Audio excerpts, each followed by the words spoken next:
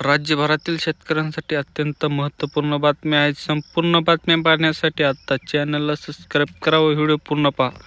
संपूर्ण कर्जमाफीसाठी शेतकरी संघटना लढा देणार. शेतकरी संघटनेच्या माध्यमातून शेतकऱ्यांना कर्जमुक्ती करून 7/12 कोरा करावा, तसेच ऊसाला 3,550 रुपये पहिला हप्ता द्यावा, अशी मागणी शेतकरी संघटनेची आहे.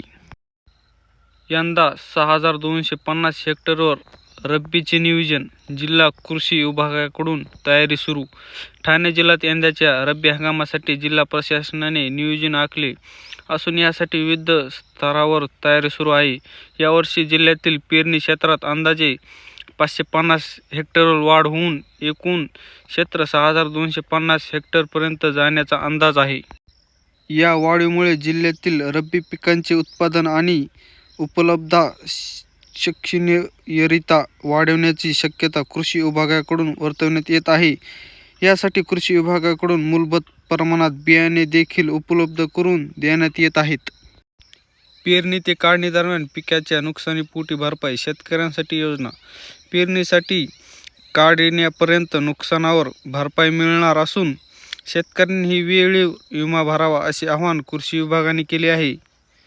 रब्बी हंगामात नैसर्गिक आपत्तीमुळे पिकाचे होणारे नुकसान टाळण्यासाठी आणि शेतकऱ्यांना आर्थिक संरक्षण देण्यासाठी प्रधानमंत्री पीक विमा योजना लागू करण्यात आली आहे.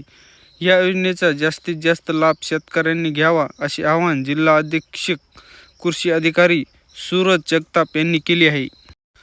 देवेंद्र फडणवीस सरकारच्या पहिल्या कर्जमाफीच्या वचनपूर्तीसाठी पुरवणी मागण्यामध्ये 5,900 कोटी रुपयांची तरतूद.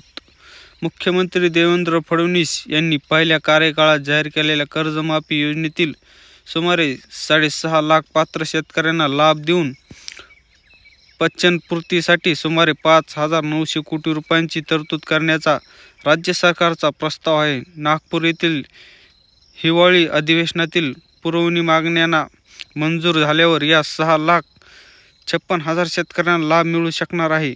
पात्र असूनही राज्य सरकारकडून निधी उपलब्ध होत असल्याने गेले 8 वर्षे हे शेतकरी कर्जमाफी योजनेच्या लाभापासून वंचित आहेत. मुंबई उच्च न्यायालयाने या 6.5 लाख शेतकऱ्यांना कर्जमाफी योजनेचा लाभ द्यावा असे आदेश 2022 मध्ये देऊनही राज्य सरकारने अद्याप त्यांची अंमलबजावणी केली नाही. 25 कोटीच्या पीक हानी अनुदान अपहरणातील 8 आरोपी अटक.